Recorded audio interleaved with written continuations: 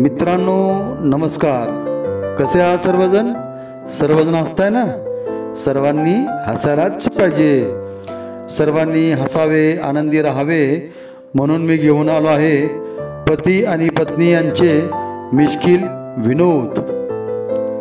एकदा एक नवरा आणि बायको दवाखान्यातून घरी आले तेव्हा आनंदाने नवऱ्याने बायकोला विचारले, अगं लाडके, दवाखान्यातून आल्या आल्या तुला बरे वाटायला लागले? तेव्हा तिने एक शेर सांगितला.